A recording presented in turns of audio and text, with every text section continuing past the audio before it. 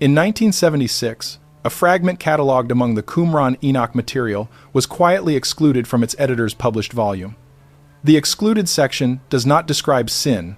It describes a method how accusation actually functions on trial day, and why it fails against exactly one kind of person. The text calls this failure the reason some are untouchable. Everyone has felt the mechanic used against them, doubted, minimized, talked out of their own memory. Few have asked why some people are immune to it. The text says it isn't luck, it's a trait, and it names it.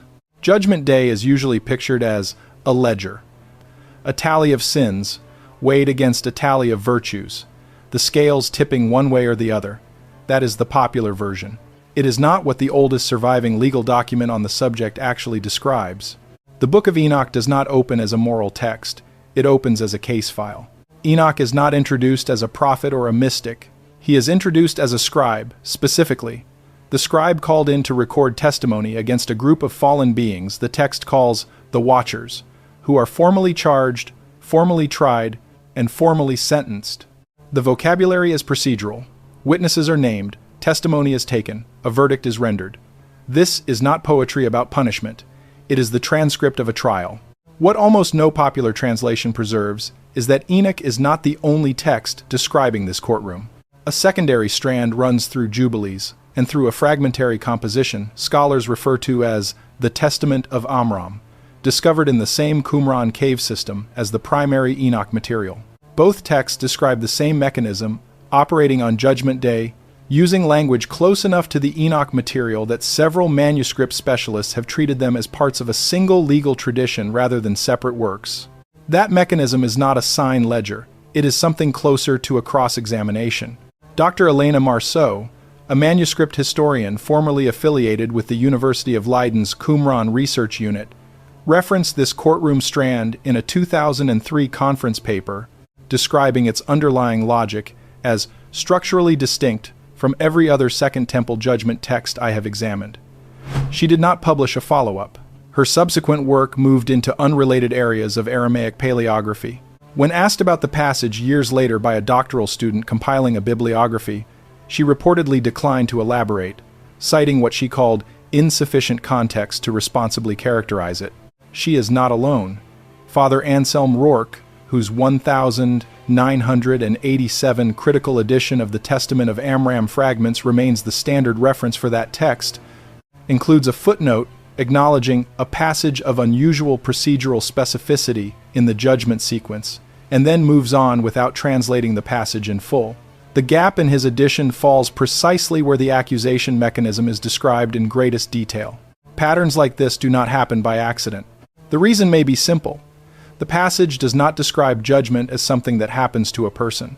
It describes judgment as something that is attempted against a person, an active process, with a method, and with a way of succeeding or failing. That framing changes everything about what the text is actually claiming. It is not describing a punishment. It is describing a technique, and techniques can fail. The text does not say this technique fails often. Historically, according to the passage, it does not fail at all. It is described as universal, total, unbeatable, used against every account, every defense, every witness who has ever stood inside that courtroom. Until, the text claims, it wasn't. The Testament of Amram fragment gives the mechanism a name. In the Aramaic, the phrase is usually rendered the unmaking of the word, a term scholars have translated more loosely as the unraveling, though neither translation fully captures the legal weight the original carries. The text uses it the way a modern deposition might use the phrase, impeaching the witness. It is a specific, describable act, not a poetic flourish. Here is what the passage says that act actually is.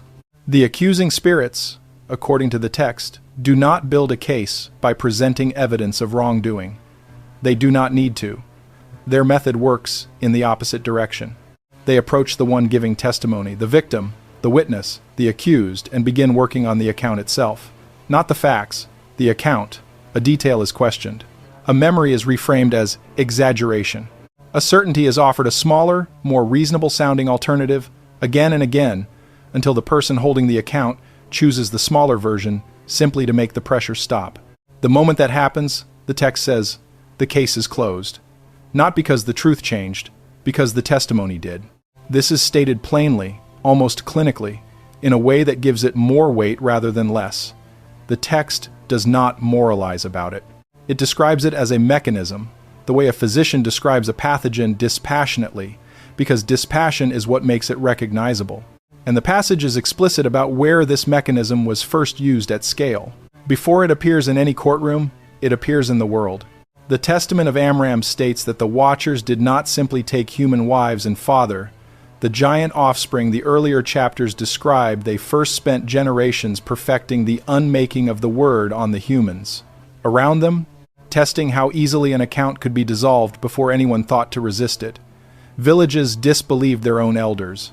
Witnesses to the Watchers' predation were talked out of what they had seen, one exchange at a time, until entire communities no longer trusted their own memory of events. The flood narrative that follows, in this reading, is not simply a response to violence. It is a response to a world that had been made unable to testify against what was happening to it. Here is where the pattern the manuscript specialist kept stepping back from becomes visible. The exact same term, the unmaking of the word, reappears later in the text, in a different location, applied to a different case. Not humans on trial, the Watchers themselves. The method that worked without exception on an entire generation of victims is described, in the courtroom sequence, being attempted again. Same technique, same pressure, same slow offer of a smaller, easier version of events. Applied this time not to a frightened human witness standing alone against something ancient and powerful. Applied to the scribe. The trial sequence involving Enoch is short by manuscript standards, barely more than a few dozen lines in the Ge'ez recension, but it is structured with a precision that stands out from everything around it. Where the rest of the judgment material reads as declarative record-keeping, this section reads as procedure under pressure. The text seems to be documenting not just what was said, but how hard it was to make Enoch say something else. The attempt begins the same way it did in the earlier passage. A detail is questioned.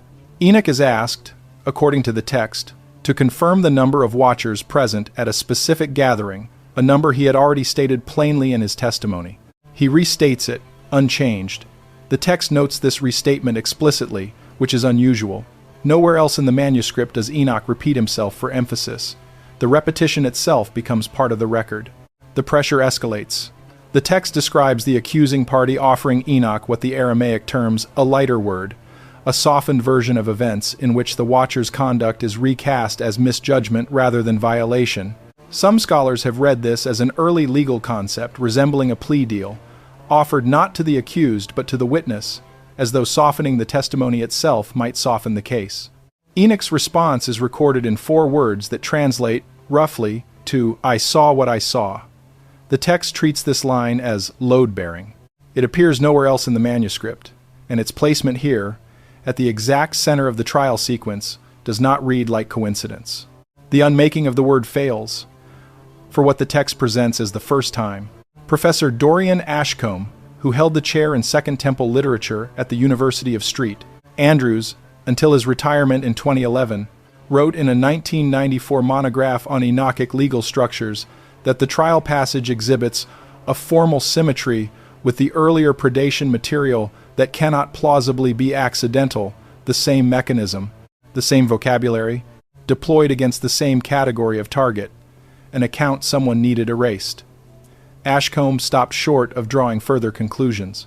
His later work returned to more conventional questions of Enochic chronology and did not revisit the symmetry again. The symmetry is worth sitting with. The exact method that had, without exception, dissolved the testimony of an entire generation of human witnesses was turned, deliberately, against the beings who had perfected it. And it did not work. Not because Enoch was more pious than the villagers who came before him. Not because he had more evidence, or a stronger position, or the protection of some external power intervening on his behalf. The text does not credit any of those things. It credits exactly one variable. The account did not change. This is the point where the passage stops reading like history and starts reading like a manual. Because immediately following the trial record, in a transitional line that most translations compress into a single sentence, the text makes a claim that has nothing to do with Enoch specifically. It states, in language closer to instruction than narrative, that what happened in that courtroom is not confined to that courtroom. The unmaking of the word, the passage says, can be resisted by any who hold their word as Enoch held his, a phrase that generalizes the entire mechanism into something available, at least in principle, to someone other than a single scribe standing trial against fallen beings thousands of years ago. The text does not yet say what that means in practice. It does not yet define the trait outright, or explain why the method that convicted the watchers cannot be used again by the same accusers. That comes next. But the shift in language here, from record to instruction, is the clearest signal in the entire manuscript that the writer believed this was not a story about one man's unusual resolve. It was a description of something repeatable. Here is what the text actually claims, stated as plainly as the passage itself states it. The trait is not courage. It is not faith, in the devotional sense the word usually carries.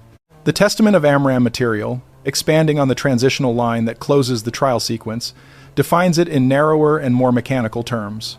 The trait is the refusal to let an account be renegotiated once it has been given, not defended loudly, not argued, simply held unmodified, regardless of what is offered in exchange for softening it. The text calls this holding the word, and it is careful, almost legally careful, to distinguish it from stubbornness or defiance. Holding the word is not about resisting authority. It is about resisting revision. The passage then does something unusual for a text this old. It explains why the mechanism has no counter. The logic is procedural, not spiritual. The unmaking of the word works by offering a smaller, easier version of events and letting pressure do the rest. It has exactly one vulnerability, an account that will not accept a smaller version, no matter how the offer is framed, how long the pressure is sustained, or who is applying it. Once that account exists, the method has nothing left to work with. It cannot argue with a fact, because it was never built to contest facts. It was built to erode consent to a story. Where there is no consent to erode, the text claims, the mechanism does not fail loudly. It simply stops functioning the way a key stops working on a lock it was never cut for. This is also, the passage implies, why the method could not be used a second time against the watchers themselves once Enoch demonstrated it could be resisted. The accuser's entire method depended on the target eventually accepting a softer account. Once one witness proved that acceptance was not guaranteed, the method's only real weapon inevitability was gone.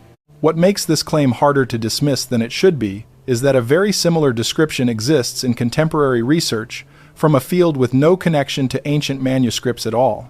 Researchers studying coercive control, including psychologist Evan Stark, whose work helped establish coercive control as a recognized pattern in intimate partner and institutional abuse cases, have documented a strikingly consistent finding.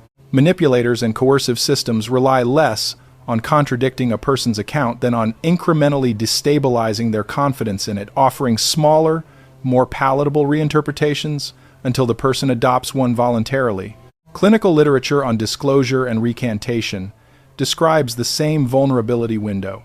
It is not the strength of the original account that predicts whether it survives pressure, but whether the person holding it is given, and accepts, a softened alternative. The mirror is exact. An ancient legal text describes condemnation as something that succeeds only when an account is revised under pressure.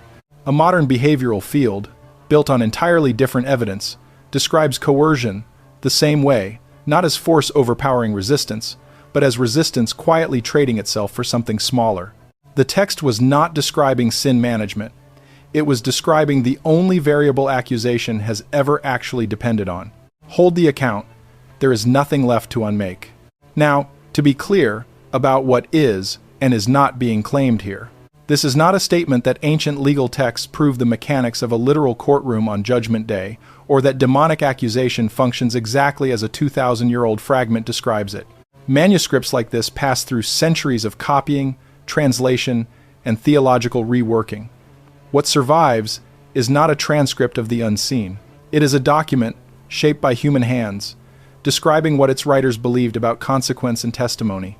But set that aside, and what remains is still worth sitting with. A courtroom mechanic, described in a suppressed strand of the Enoch tradition, in which condemnation depends not on what happened, but on whether an account survives pressure to change it. A method that worked without exception on an entire generation of human witnesses, until one person refused to trade his account for a smaller version of it. A trait generalized from that single refusal, named and defined with a precision the surrounding material never bothers with elsewhere. And a body of modern research, built without any awareness of that manuscript, describing the exact same vulnerability in the exact same terms. The text does not call this trait a gift. It calls it a discipline, something held, not something granted. That distinction matters more than anything else in the passage. It means the difference between the two kinds of people was never about who they were. It was about what they were willing to let be rewritten. Somewhere right now, someone's account is being offered a smaller version of itself. And somewhere else, someone is refusing to take it. The text says only one of them is untouchable.